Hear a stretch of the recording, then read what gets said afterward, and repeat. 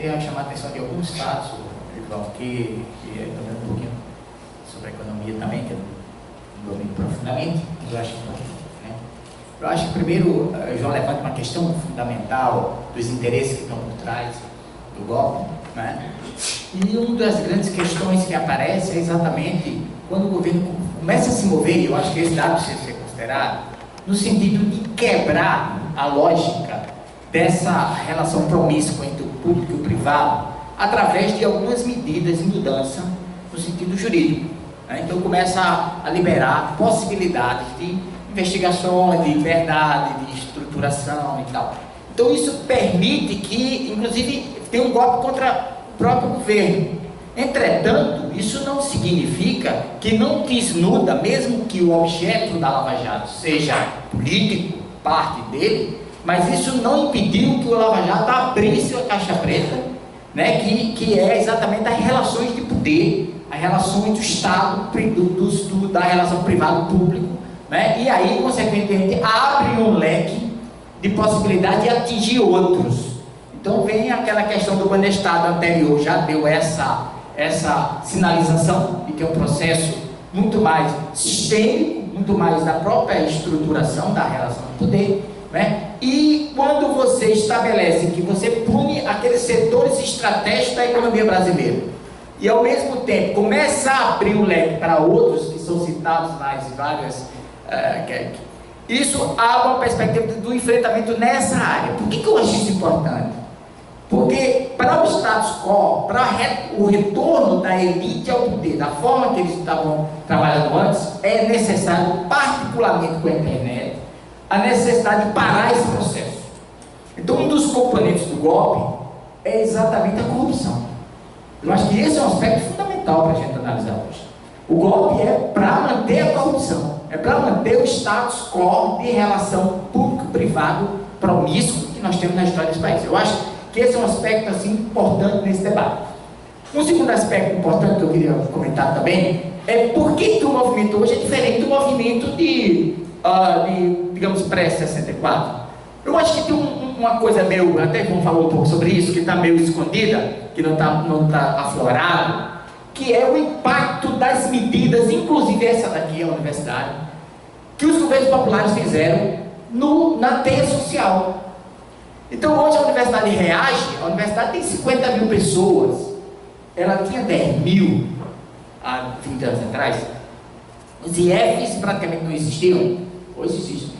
Os OMST, os assentados, a política da agricultura familiar. Então você começa a criar condições objetivas de você ter uma base de resistência um pouco bem mais ampliada, mais organizada do que você tinha antes.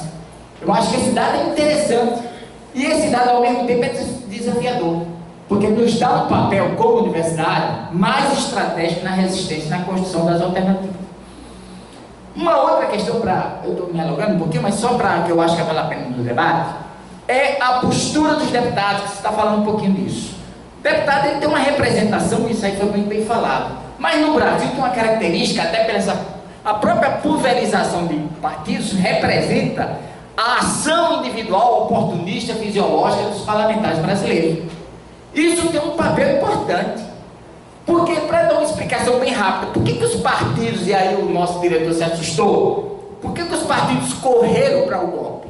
Qual é a lógica disso? A lógica disso é fisiológica.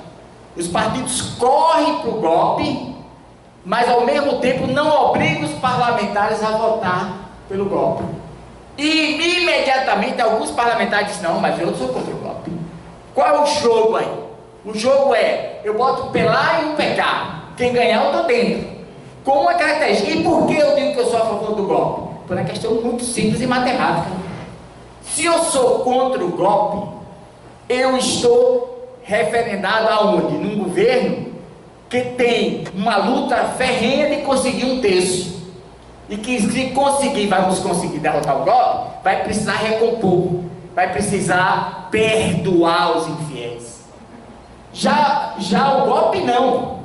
O golpe, se ele já acontece com a imensa maioria. Então, quem foi infiel, o partido que foi infiel ao golpe, naturalmente que vai ficar de fora do processo. Então isso explica a correria de uma estratégia fisiológica tradicional desses partidos. O pai governador está com Dilma, o filho deputado está pelo golpe. E assim a gente já viu nessa história desse país de muito tempo.